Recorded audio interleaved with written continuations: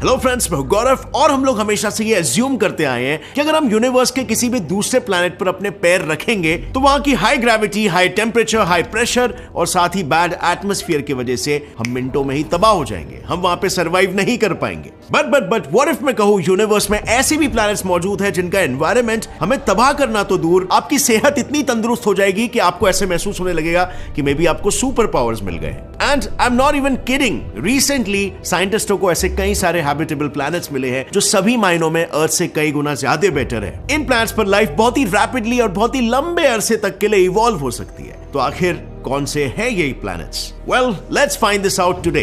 So guys, you know entire known universe में अर्थ इकलौता ऐसा प्लैनेट है जिस पर सिंपल लाइफ फॉर्म से लेकर कॉम्प्लेक्स लाइफ फॉर्म, सभी लिविंग ऑर्गेनिज्म जो कितने भी एक्सट्रीम एनवायरनमेंट में रहने के केपेबल है, वो इवॉल्व हुए हैं और हो रहे हैं। सो ये सब देखकर जाहिर सी बात है हम अर्थ को इकलौता या एक यूनिक ग्रह मानते हैं। बट कई सारे रिसर्चर्स का यह कहना है कि ऐसे कई सारे दूसरे प्लैनेट्स हो सकते हैं जिनके एनवायरनमेंट अर्थ के एनवायरनमेंट से भी ज्यादा फेवरेबल यानी कि अच्छे हो। पर क्योंकि हम पृथ्वी पर रह रहे हैं और इसीलिए instead of looking for better planets हम अपना पूरा का पूरा वक्त अर्थ के मिरर इमेज ढूंढने में ही लगा रहे हैं, व्हिच इज टोटली रॉन्ग। और इसीलिए 5 अक्टूबर 2020 में Washington state university and the technical university of Berlin के एस्ट्रोबायोलॉजिस्ट डर्क शुल्स मकूच ने एक नए मिशन की शुरुआत की। इस मिशन के जरिए उन्होंने ऐसे प्लैनेट्स को अपना टारगेट बनाया जो हमारे पृथ्वी से सभी मायनों में बेहतर थे। एंड यू वोंट बिलीव, उन्हें ऐसे प्लैनेट्स मिले भी, और वो भी एक या दो नहीं बल्कि पूरे 24 super habitable planets. So basically Schulze Makuch और उनकी टीम ने इन प्लैनेट्स को खोजने के लिए एक अलग ऑब्जर्वेशन करने का तय किया और इसके लिए उन्होंने क्राइटेरियाज की एक लिस्ट बनाई। और अगर कोई भी प्लैनेट्स उन क्राइटेरियाज को फॉलो नहीं कर रहा था, दैट मींस वो प्लैनेट सुपर हैबिटेबल नहीं था। So this was a simple way how they were filtering the planets.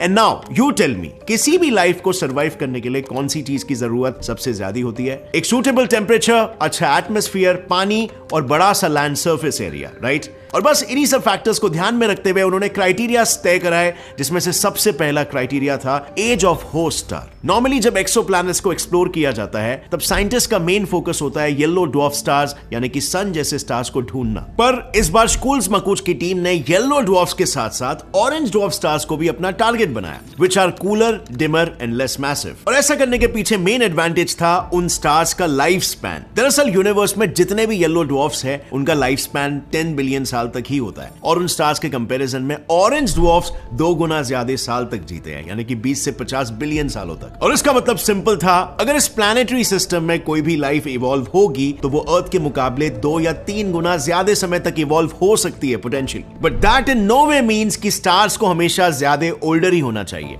क्योंकि इवेंचुअली ओल्डर प्लैनेट्स की इंटीरियर जियोथर्मल एनर्जी वक्त के साथ साथ ठंडी हो जाती है और मैग्नेटिक फील्ड को लूज कर देती है। एनीवे, अब बढ़ते हैं सेकंड क्राइटेरिया की ओर, व्हिच इज वाटर। वेल, जैसे एक प्रॉपर प्लैनेटरी सिस्टम मिल जाता है तो सबसे पहला काम होगा उस प्लैनेट और उसके होस्ट स्टार्स के बीच के डिस्टेंस को मेजर करना। इससे इस चीज के बारे में हमें पता लग सकता है कि वो प्लैनेट हैबिटेबल जोन में है या नहीं, सो दैट इस चीज का पता लगाया जा सके कि उस पर्टिकुलर प्लैनेट पर वाटर परसेंटेज कितना होगा। अब इस क्राइटेरिया के लिस्ट का थर्ड फैक्टर था the size and mass of planets. Researchers के अनुसार किसी भी प्लैनेट का मास और साइज लाइफ को इवॉल्व होने में इन्फ्लुएंस कर सकता है। बेसिकली उनका कॉन्सेप्ट काफी सिंपल था, जितना बड़ा साइज उतना बड़ा habitable surface area, and not just this, जितना ज्यादा मास उतनी ज्यादा ग्रेविटी भी, और अगर ग्रेविटी ज्यादा यानी potentially a thicker more stable atmosphere. But there is also one condition, planets का मास अर्थ के मास के कंपैरिजन में सिर्फ 1.5 या 2 गुना ज्यादा बड़ा होना चाहिए, ताकि प्लैनेट का इंटीरियर लंबे समय के लिए हीटेड रहेगा और ये हॉट इंटीरियर कोर को मोल्टन रखने में हेल्प करेगा। और इसी की वजह से उस प्लैनेट के अराउंड ज्यादा समय के लिए प्रोटेक्टिव मैग्नेटिक फील्ड एक्टिव रहेगी, and hence life might have a chance to arise and evolve. अब नेक्स्ट इंपॉर्टेंट क्राइटेरिया था टेम्परेचर, जो ऑब्वियस सी बात है, क्योंकि अगर किसी भी प्लैनेट का टेम्परेचर ही ज्यादा होगा यानी इनडायरेक्टली उसका प्रेशर भी ज्यादा होगा, और एक्सट्रीम टेम्परेचर में सर्वाइव करना इज लाइक गर्म तेल में हाथ डालना। और इसीलिए साइंटिस्ट ऐसे प्लैनेट्स पर फोकस करते हैं जिनका एवरेज सरफेस टेम्परेचर अर्थ के सरफेस टेम्परेचर से 5 डिग्री सेल्सियस से कम या ज्यादा होता है। वेल, इसके पीछे भी एक रीजन है, क्योंकि अगर मैं अर्थ के ट्रॉपिकल रीजन के टेम्परेचर की बात करूं तो वहां पर पनप रहे माइक्रोब्स मोस्टली इन्हीं एक्सट्रीम टेम्परेचर्स में सर्वाइव करते हैं। अब इन्हीं सब फैक्टर्स को ध्यान में रखते हुए साइंटिस्टों को 24 एक्सोप्लैनेट्स को ऑब्जर्व करने में सफलता तो मिली है, लेकिन अभी भी इन प्लैनेट्स पर रिसर्चेस जारी है और इन्हीं प्लैनेट्स में से उन्हें ऐसे 2 सुपर हैबिटेबल प्लैनेट्स मिले हैं जिनका सरफेस, टेम्परेचर और एटमॉस्फेयर अर्थ के मुकाबले काफी ज्यादा बेहतर है। और वो 2 प्लैनेट्स है KOI 5715.01 और KOI 5554.01। साइंटिस्टों के अनुसार ये दोनों ऐसे प्लैनेट्स हैं जिस पर हर एक पॉसिबल चीज मौजूद है जो कि एक लाइफ को as we know it evolve होने के लिए नेसेसरी है। इन शॉर्ट ये दोनों प्लैनेट्स लाइफ के एवोल्यूशन के लिए परफेक्ट प्लैनेट्स है। पहला प्लैनेट है KOI 5715.01, एक ऐसा प्लैनेट जिसका सरफेस टेम्परेचर अर्थ के सरफेस टेम्परेचर के मुकाबले 2.4 डिग्री सेल्सियस से कम है। साथ ही इस प्लैनेट का मास अर्थ से 7 टाइम्स ज्यादा है और साइज 8 टाइम्स ज्यादा है। दैट शोज लैंड का सरफेस एरिया भी ज्यादा है और ज्यादा मास की वजह से ग्रेविटी भी ज्यादा है और इन्हीं सब फैक्टर्स की वजह से उस प्लैनेट का एटमॉस्फेयर भी काफी स्टेबल है। अब अगर वाटर सोर्सेस की बात करूं तो होस्ट स्टार और प्लैनेट्स के बीच का डिस्टेंस देखते हुए साइंटिस्टों ने यह अनुमान लगाया कि वहां पर बहुत ज्यादा मात्रा में वाटर सोर्सेज अवेलेबल है, which is a great thing. और अब बात रही KOI 5554.01 की, तो इस प्लैनेट का सरफेस टेम्परेचर 27 डिग्री सेल्सियस जितना है, यानी perfect for human body to survive. In fact इस प्लैनेट में हो रहे टेक्टोनिक प्लेट्स के मूवमेंट्स की वजह से यहाँ कंटिन्यूअसली नाइट्रोजन साइकिल शुरू है और जैसे कि हम जानते हैं नाइट्रोजन साइकिल अर्थ के लिए काफी एसेंशियल है क्योंकि बायोकेमिकल प्रोसेस की मदद से नाइट्रोजन मल्टीपल केमिकल फॉर्म में कन्वर्ट होता है, जैसे कि amino acids, proteins and even our DNA, which indirectly also helps us to clean up the environment. So जितना ज्यादा नाइट्रोजन होगा उतना इकोसिस्टम तेजी से इवॉल्व होगा और इनडायरेक्टली एटमॉस्फेयर भी क्लीन होगा। लेकिन क्योंकि इन्हें हाल ही में डिटेक्ट किया गया है, इसीलिए अब तक इन प्लैनेट्स की डिटेल इंफॉर्मेशन साइंटिस्टों के पास भी नहीं है। But James Webb space telescope की मदद से अभी भी इस पर रिसर्च शुरू है। पर इन 2 प्लैनेट्स को छोड़कर ऐसे भी कई प्लैनेट्स हैं जो अर्थ के मुकाबले ज्यादा हैबिटेबल है। एक्सट्रीमली ज्यादा नहीं बट काफी ज्यादा। सो चलो देखते हैं कि इस कैटेगरी में आखिर कौन कौन से प्लैनेट्स फॉल होते हैं। पहला है LHS 1140, a very self contradicting planet. दरअसल इस प्लैनेट को 20 अप्रैल 2017 में एम अर्थ प्रोजेक्ट के दौरान ट्रांजिट मेथड के जरिए डिस्कवर किया था। बेसिकली एम अर्थ प्रोजेक्ट एक रोबोटिक लेबोरेटरी है और ये लेबोरेटरी रेड ड्वार्फ स्टार्स के ब्राइटनेस को ऑब्जर्व करती है, जिसका मेन गोल है फाइंडिंग ट्रांजिशनिंग प्लैनेट्स, यानी वो प्लैनेट्स जो रेड ड्वार्फ्स के सामने से गुजर रहे हो। अब क्योंकि रेड ड्वार्फ स्मॉल होते हैं और इसीलिए अगर कोई भी प्लैनेट इनके सामने से गुजरता है तो वो प्लैनेट का लार्जर पोर्शन कवर कर लेता है। इसी मेथड से इस प्लैनेट को भी डिस्कवर किया गया। डिस्कवरी के बाद जब इस प्लैनेट के सरफेस को स्टडी किया गया तब यह बात सामने आई कि इस प्लैनेट के आयरन निकल कोर ने इस पूरे प्लैनेट के 75% लैंड मास को ही कवर किया है in the form of lava. लेकिन असली ट्विस्ट तो यह है कि लैंड मास गर्म तपते लावा का होने के बावजूद साइंटिस्ट को इसके कोर के नीचे 4% पानी मिला है और उनके अनुसार यहाँ कंप्लीट लैंड मास के नीचे और भी भारी मात्रा में पानी मौजूद है और इससे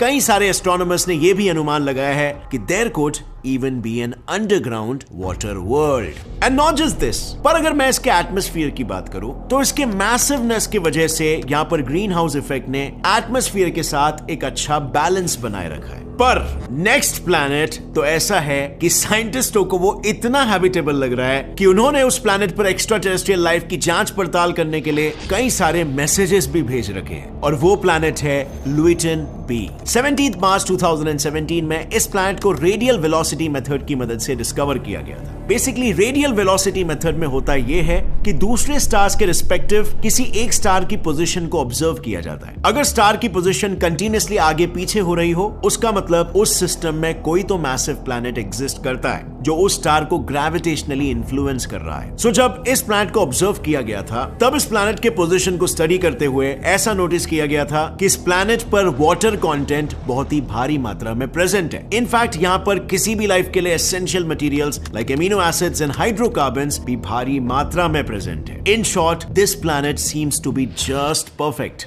और शायद ऐसा भी हो सकता है कि इस प्लैनेट के परफेक्शन के पीछे की मेन वजह होगी कोई एडवांस्ड सिविलाइजेशन। और इसीलिए अक्टूबर 2017 और 2018 में मैसेजिंग एक्स्ट्रा टेरेस्ट्रियल इंटेलिजेंस और मेटी ऑर्गेनाइजेशन ने अलग अलग मैसेजेस इस प्लैनेट पर भेजे हैं और उनमें से एक मैसेज था शॉर्ट म्यूजिकल कॉम्पोजिशन और दूसरा मैसेज था scientific tutorial about a location in the universe. Interesting right? So that means अगर लुइटन बी पर इंटेलिजेंट लाइफ लाइफ प्रेजेंट है, then we'll surely know one day. अब फ्रेंड्स, ये सब सुनकर आपको एक अंदाजा तो लग रहा होगा कि साइंटिस्ट किस लेवल पर काम कर रहे हैं। हमें ऐसा लगता है कि साइंटिस्ट लोग इतने अप्रोप्रिएटली खोजबीन नहीं कर रहे हैं दूसरे प्लैनेट्स की, एलियंस की, एक्स्ट्राटेरेस्ट्रियल लाइफ की, एटसेट्रा। बट ट्रस्ट मी, बड़े स्केल पर यह सब काम होता है। Scientists are extremely curious about what is out there in the universe. So anyway, ये सब तो हमने बात की यूनिवर्स में मौजूद कुछ सुपर हैबिटेबल प्लैनेट्स की, पर यू वोंट बिलीव, हमारे सोलर सिस्टम में भी एक ऐसा सेलेस्टियल बॉडी है जो कि सुपर हैबिटेबल कैटेगरी में आता है। And no,